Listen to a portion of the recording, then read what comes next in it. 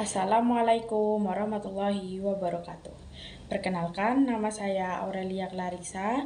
Saya dari Prodi Akuntansi, Fakultas Ekonomi dan Bisnis, Angkatan 2024. Saya dari kelompok H5 Gadis Kule nomor 58. Di sini, saya akan mempresentasikan tentang implikasi ekonomi dan sosial dari uang kuliah tunggal atau UKT yang tinggi terhadap akses pendidikan tinggi di Indonesia. Jangan lupa tonton kelanjutannya ya. Oke, yang pertama, apa sih akibat dari kenaikan uang kuliah tunggal pada tahun ini?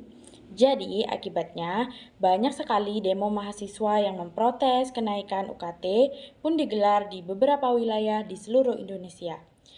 Kenaikannya bukan hanya tinggi, tapi sudah bisa dikategorikan gila-gilaan. Bahkan ada kampus berbadan hukum menaikkan UKT hingga menyentuh 164 juta.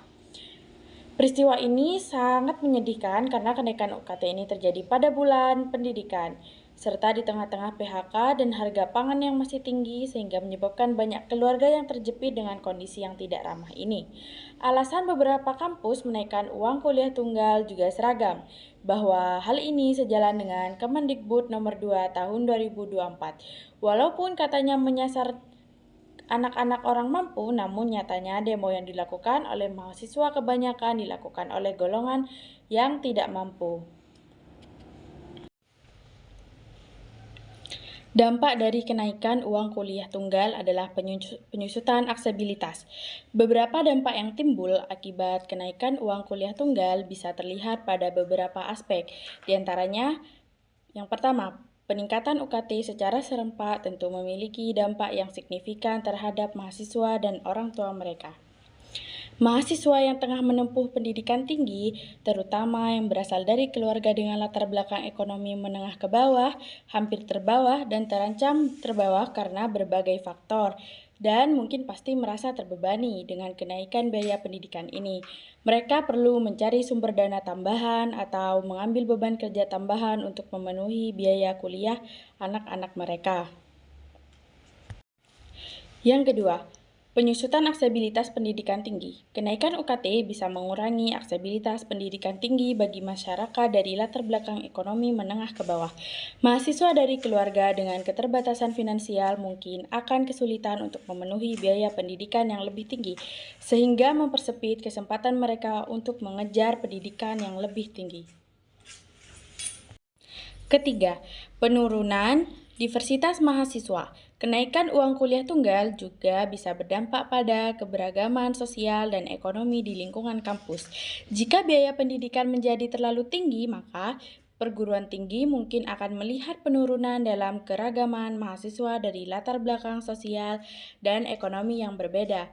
Hal ini dapat mengurangi pengalaman belajar yang beragam dan membatasi perspektif yang dibawa oleh mahasiswa dari berbagai latar belakang. Keempat, peningkatan beban kerja mahasiswa. Untuk memenuhi kenaikan biaya pendidikan, mahasiswa mungkin akan terpaksa mengambil pekerjaan paruh waktu atau bahkan penuh waktu selama masa studi mereka.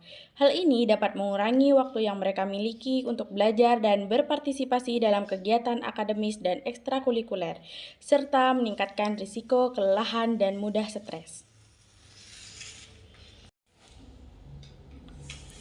Kelima, kesenjangan pendidikan. Kenaikan uang kuliah tunggal juga dapat memperkuat kesenjangan pendidikan antara kelompok masyarakat yang mampu dan yang kurang mampu secara finansial. Mahasiswa dari latar belakang ekonomi yang lebih tinggi mungkin memiliki akses lebih besar terhadap sumber daya pendidikan tambahan, seperti kursus dan pelatihan, sementara mahasiswa dari latar belakang ekonomi yang lebih rendah mungkin terbatas dalam hal ini. Solusi yang berkelanjutan. Kenaikan uang kuliah tunggal secara serempak telah memicu berbagai pendapat dalam masyarakat. Ada yang mendukung kebijakan ini dengan alasan untuk menjaga kualitas pendidikan. Akan tetapi ada juga yang menentangnya karena dianggap mempersempit akses pendidikan tinggi bagi masyarakat di kalangan ekonomi menengah ke bawah. Sebagai solusi, perguruan tinggi perlu memperhatikan kebutuhan mahasiswa dari berbagai lapisan mahasiswa. Mereka dapat memberikan bantuan keuangan seperti beasiswa atau skema pembayaran yang fleksibel untuk membantu mahasiswa yang kurang mampu secara finansial. Selain itu, pemerintah juga perlu terlibat dalam memberikan bantuan dan dukungan kepada perguruan tinggi untuk menjaga agar biaya pendidikan tetap terjangkau bagi semua kalangan. Demikian yang dapat saya sampaikan, kurang lebihnya mohon maaf. Wassalamualaikum warahmatullahi wabarakatuh.